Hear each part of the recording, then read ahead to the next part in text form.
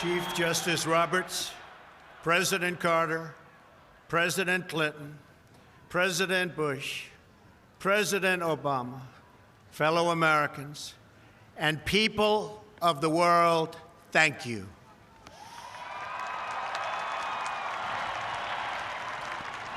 We, the citizens of America, are now joined in a great national effort to rebuild our country and restore its promise for all of our people.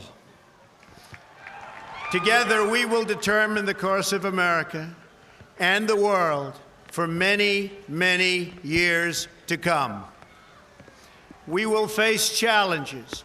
We will confront hardships, but we will get the job done. Every 4 years, we gather on these steps to carry out the orderly and peaceful transfer of power. And we are grateful to President Obama and First Lady Michelle Obama for their gracious aid throughout this transition. They have been magnificent. Thank you.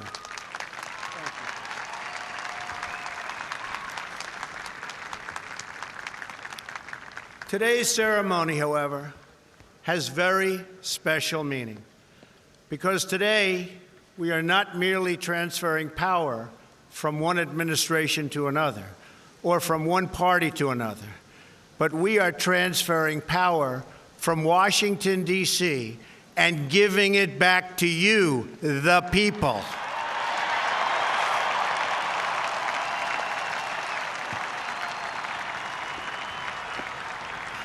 For too long, a small group in our nation's capital has reaped the rewards of government while the people have borne the cost.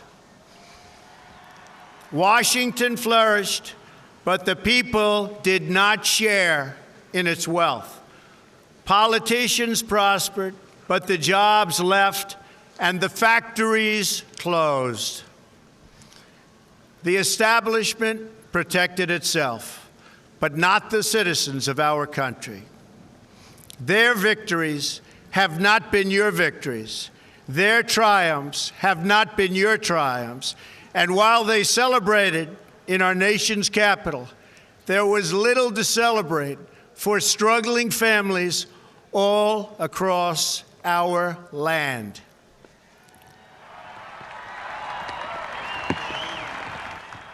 That all changes starting right here and right now, because this moment is your moment. It belongs to you.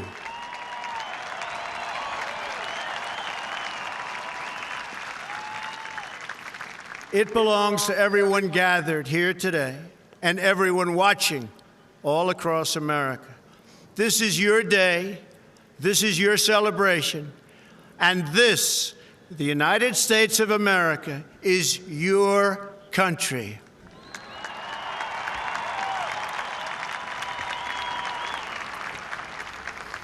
What truly matters is not which party controls our government, but whether our government is controlled by the people. January 20th, 2017 will be remembered as the day the people became the rulers of this nation again.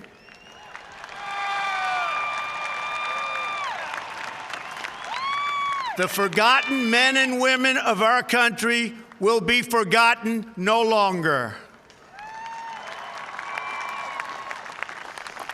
Everyone is listening to you now. You came by the tens of millions to become part of a historic movement, the likes of which the world has never seen before. At the center of this movement is a crucial conviction that a nation exists to serve its citizens. Americans want great schools for their children, safe neighborhoods for their families, and good jobs for themselves. These are just and reasonable demands of righteous people and a righteous public. But for too many of our citizens, a different reality exists. Mothers and children trapped in poverty in our inner cities, rusted out factories scattered like tombstones across the landscape of our nation, an education system flush with cash, but which leaves our young and beautiful students deprived of all knowledge. And the crime, and the gangs, and the drugs that have stolen too many lives and robbed our country of so much unrealized potential.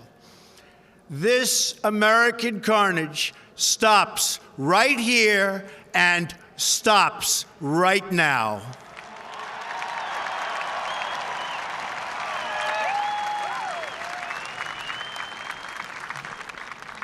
We are one nation, and their pain is our pain.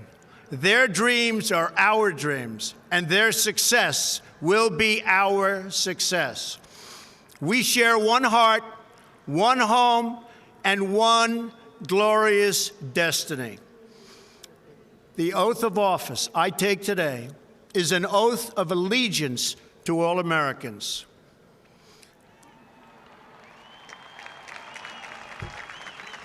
For many decades, we've enriched foreign industry at the expense of American industry, subsidized the armies of other countries while allowing for the very sad depletion of our military. We've defended other nations' borders while refusing to defend our own.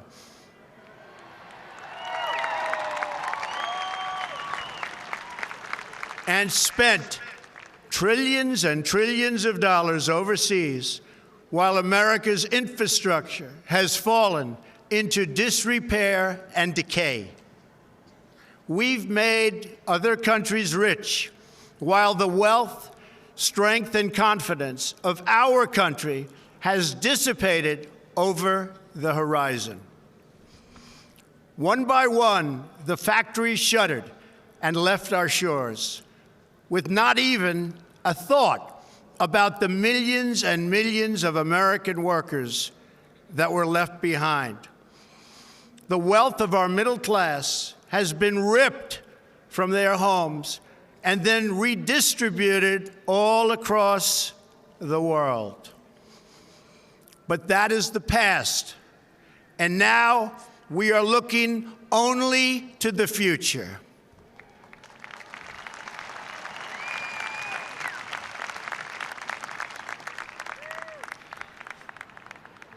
We assembled here today are issuing a new decree to be heard in every city, in every foreign capital, and in every hall of power. From this day forward, a new vision will govern our land. From this day forward, it's going to be only America first. America first.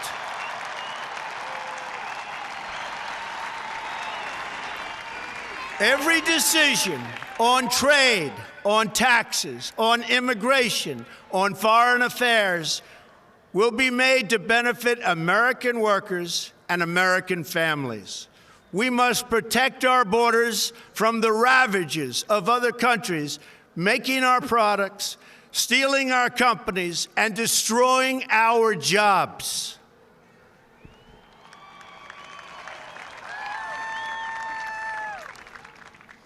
Protection will lead to great prosperity and strength.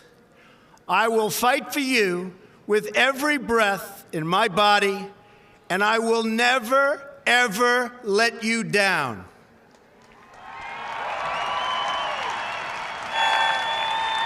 America will start winning again, winning like never before.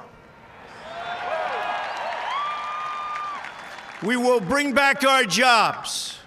We will bring back our borders. We will bring back our wealth. And we will bring back our dreams.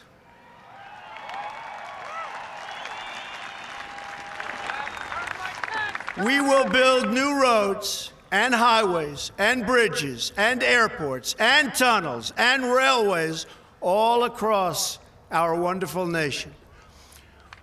We will get our people off of welfare and back to work, rebuilding our country with American hands and American labor.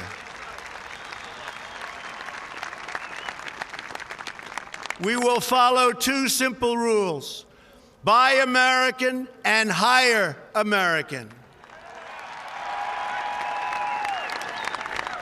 We will seek friendship and goodwill with the nations of the world, but we do so with the understanding that it is the right of all nations to put their own interests first.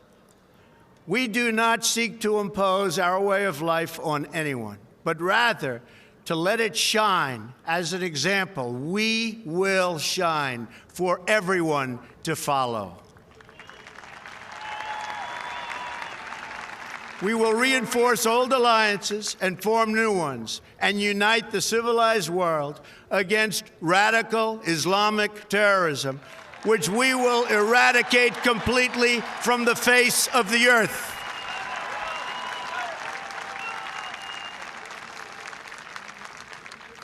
At the bedrock of our politics will be a total allegiance to the United States of America. And through our loyalty to our country, we will rediscover our loyalty to each other.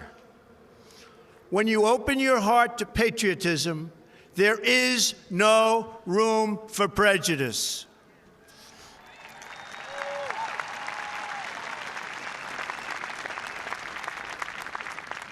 The Bible tells us how good and pleasant it is when God's people live together in unity.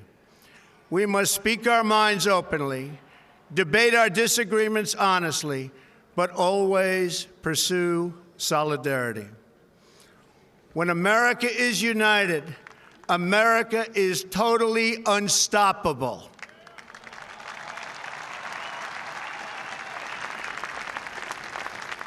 There should be no fear.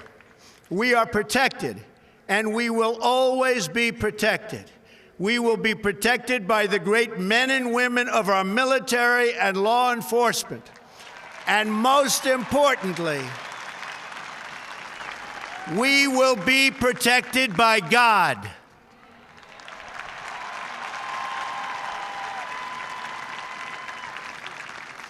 Finally, we must think big and dream even bigger. In America, we understand that a nation is only living as long as it is striving. We will no longer accept politicians who are all talk and no action, constantly complaining but never doing anything about it.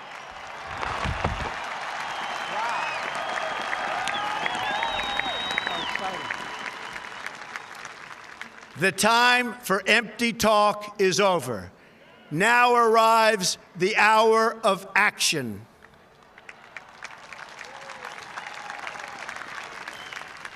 Do not allow anyone to tell you that it cannot be done. No challenge can match the heart and fight and spirit of America. We will not fail. Our country will thrive and prosper again.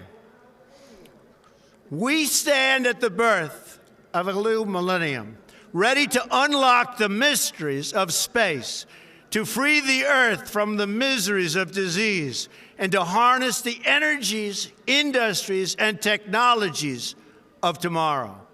A new national pride will stir our souls, lift our sights, and heal our divisions. It's time to remember that old wisdom our soldiers will never forget, that whether we are black or brown or white, we all bleed the same red blood of patriots.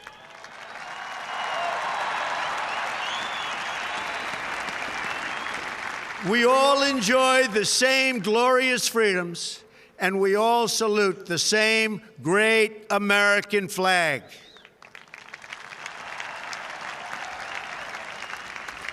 And whether a child is born in the urban sprawl of Detroit, or the windswept plains of Nebraska.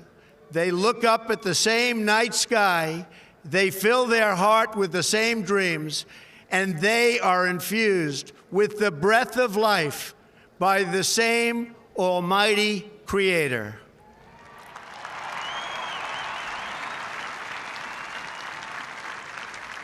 So to all Americans in every city, near and far, small and large, from mountain to mountain, from ocean to ocean, hear these words: you will never be ignored again.